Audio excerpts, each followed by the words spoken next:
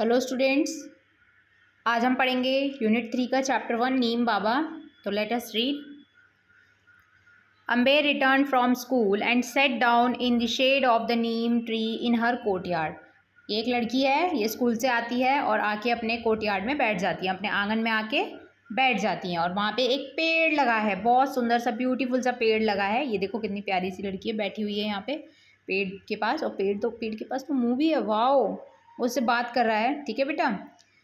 She felt that the tree was whispering to her. वो बैठती है आके और वो देखती है, यार ये तो मुझसे बात कर रहा है। She looked at the tree and spoke to the tree. अब वो उसके पास देखती है और उससे बात भी करती है।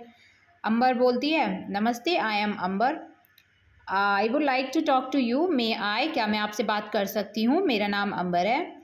श्योर डियर अम्बे, बोलते हैं कि ठीक है, बात कर लो, ज़रूर कर लो। आई नो यू, मैं तुम्हें जानता हूँ। कैसे जानते हैं? I you played in my shade in your childhood. जब आप छोटी थी तब आप यहाँ पे खेलती थी, मेरी छाया में खेलती थी। जैसे ये बैठी है ना, वैसे ये बचपन से यहाँ पे थी। यू मे कॉल मी नीम बाबा, आप मुझे नीम बाबा बोल सकती हो, ठीक है। इनको बोल रहा है।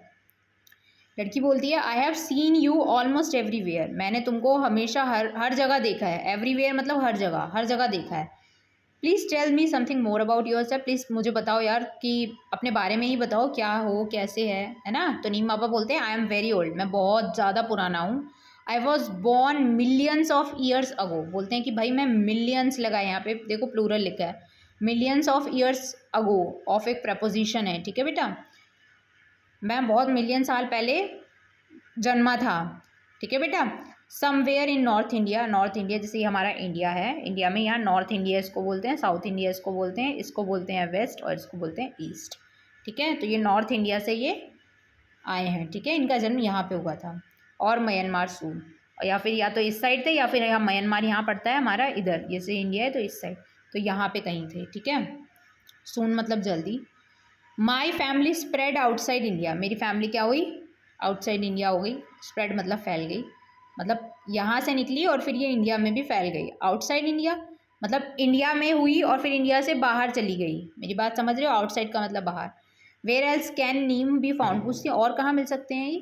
माई family can be found in many Asian and African countries and even in some parts of America. Oh wow, अच्छा कंट्रीज़ की बात हुई। चलो तुम मुझे ये बताओ कि जो हमारा वर्ल्ड है, हमारा मतलब पूरी जो पृथ्वी है, इसके ऊपर कितने कॉन्टिनेंट्स हैं? चलो बताओ जल्दी से, कॉन्टिनेंट्स बताओ। ये आपकी शायद ज्योग्राफी का भी का पार्ट है और हम वो भी कंप्लीट करेंगे। इंग्लिश को करते हैं, उसके बाद हम ज्योग्राफी को उठाएंगे, ठीक है बेटा।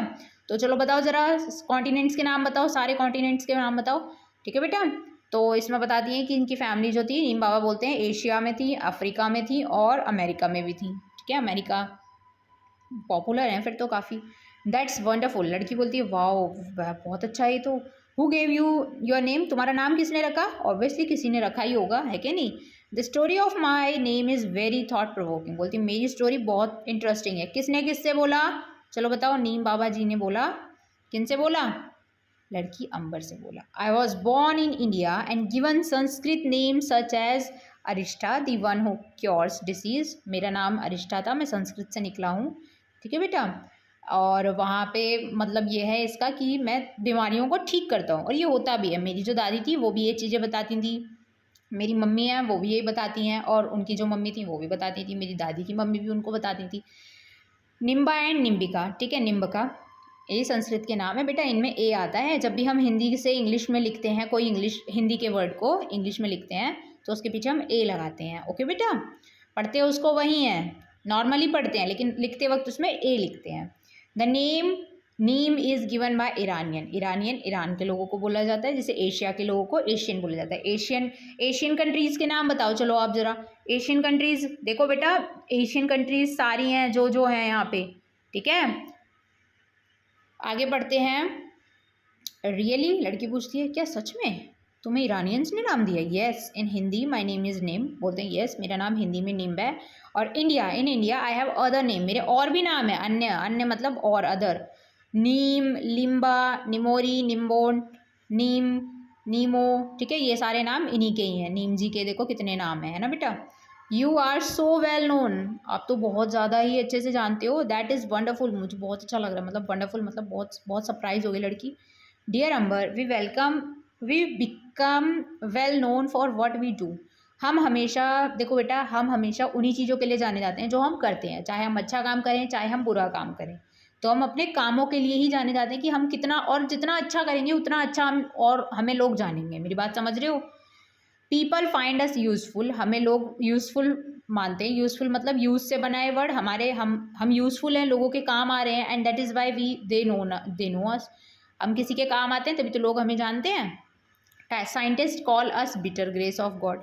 साइंटिस्ट हमें बिटर बोलते हैं, ग्रेस मतलब ईश्वर की दया बोलते हैं, कड़वी दया। नेचर्स गिफ्ट टू मैन, या फिर नेचर का गिफ्ट है जो इंसानों के लिए है। And cleanliness parting tree. देखिए हमारे जो ट्रीज़ होते हैं ना, वो हमारे हमारे जो वातावरण होता है उसको इतना मतलब क्लीन करते हैं। मतलब बहुत सारी चीज़ें होती हैं जो हमारी हमारी प्लांट्स पर ही डिपेंड करती है।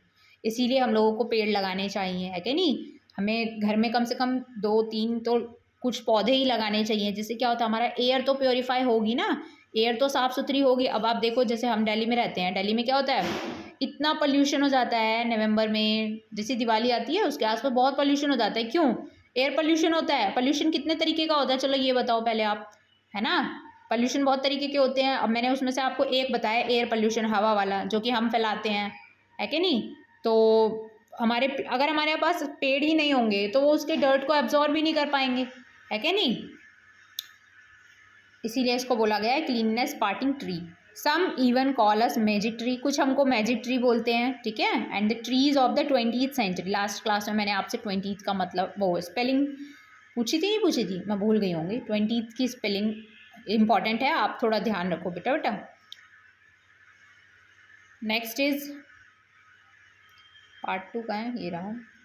अंबर पूछती हैं, I know that people clean there teeth. मुझे पता है लोग अपने दांत भी साफ करते हैं। अच्छा बेटा एक बात बताओ, आपसे एकदम प्यारा सा क्वेश्चन पूछती हूँ मैं। ये जो टीथ है, ठीक है, ये टीथ और जो ये टूथ है, इन दोनों में आप मुझे फ़र्क बता सकते हो कि एक दांत को क्या बोलते हैं और सारे दांतों को क्या बोलते हैं इंग्लिश में?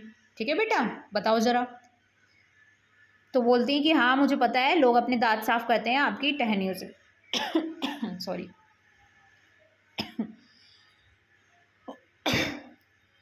ट्विग्स, ट्विग्स मतलब ट्विग्स, ट्विग्स का मतलब होता है टहनियाँ। And protect clothes with your leaves, और अपने पेड़ों को बचाते हैं आपकी पत्तियों से। Sometimes back when my brother had measles, measles एक बीमारी होती है जिसमें बीमार हो जाते हैं, हमको फीवर आता रहता है। The doctor told us to put neem leaves on his bed. Doctor ने हमें बोला था कि आप एक काम करिए, जहाँ पे बच्चा सोता है उसके आसपास वहाँ पे पेड़ की जो ये पत्तियाँ होती हैं इनको बिछा दीजिए और उसके ऊपर लिटा दीजिए बच्चे को। ये होता है बेटा, ये थोड़ा हम लोग नए हैं, हमें इन चीज़ों की नॉलेज कम है, लेकिन जो हमारे घर में ओल्ड लोग हैं उनको पता है। जो हमारे दादाजी, दादी जी, नाना जी, नानी जी हैं ना, इनको पता है, क्योंकि they use to do this, okay, when their child were sick, okay, children were sick, and make them lie down on them, और उनको लिटा दीजिए। Can you explain why? और वो पूछता है पेड़, भाई कि क्यों, बताओ। लड़की पूछती है, सॉरी, कि बताओ आप। वो बोलते हैं नीम बाबा। द डॉक्टर्स नो, डॉक्टर्स को पता था that Neem leaves had chemical property. देखिए हर चीज़ की केमिकल प्रॉपर्टीज़ भी होती हैं और वो भी होती हैं, वो आप जब और सीनियर क्लासेस में जाएंगे तब आपको पढ़ने को मिलेगा वो सब। तो आप समझिए केमिकल प्रॉपर्टीज़ होती हैं, ठीक है बेटा। दैट डिस्ट्रॉय जर्म्स, जो कि जर्म्स का खात्मा कर देता है, एंड कर देता है। वो बंटी वाला ऐड देखा, तेरा साबुन स्लो है क्या, देखा है आप लोगों ने वो ऐड? मैं जब छोटी थी तो I use to watch that ad, ठीक है बेटा। डिटॉल का ऐड था आई गेस। छोटे छोटे बच्चे थे, स्कूल के बच्चे थे, they use to wash their hands with the soap. Measles cause itching, itching का मतलब होता है खुजली। तो इससे क्या होता है, खुजली उजली होती रहता है। बेसिकली नहीं, ये चिकन पॉक्स जो होती है, चेचक वेचक वैसी सी होती है ये, ऑल ओवर द बॉडी, पूरी बॉडी के ऊपर। Neem leaves give comfort and do not allow germs to breed, और जो ब्रीड का मतलब और फैलना, जो और तरीके के जर्म्स हैं उनको अट्रैक्ट नहीं करता ये नीम जो होता है, और बॉडी को कंफर्ट देता है। कंफर्ट मतलब आराम देता है। बेटा जब हम बीमार होते हैं ना तो हमको बहुत अजीब लगता है कि नहीं? बहुत अजीब लगता है। अगर आप बताओ आपको कोल्ड भी होता है तो आपको कितनी प्रॉब्लम्स होती हैं।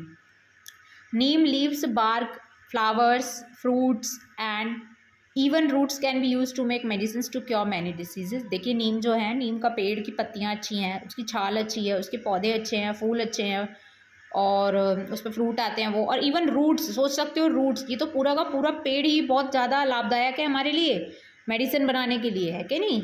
नेक्स्ट है अंबर पूछती हैं, yes I once had cough and I could not breathe properly, मतलब एक बारी उनको खांसी हो गई थी, कफ मतलब खांसी, और बहुत अच्छे से वो मतलब सांस ही नहीं ले पा रही थी प्रॉपरली, मतलब ढंग से। My grandmother cured me with a medicine made from neem bark, मेरी दादी जी ने क्या एक मेरे को उस छाल से, नीम की छाल से एक मेडिसिन बनाकर दी।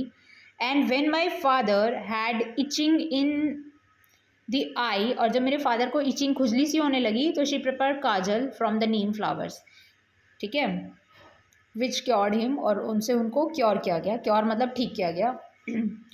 नेक्स्ट नीम बाबा बोलते हैं, oh little Ambar you know so much, तुम्हें तो बहुत कुछ पता है। Remember these remedies, remedies are to be use only by people who are well train and have a lot of experience. देखा, वही बात आ गई जो मैंने आपको बताई थी, उन्हीं लोगों को मालूम है जिन लोगों ने ये चीज़ें एक्सपीरियंस की हैं, अनुभव लिया है।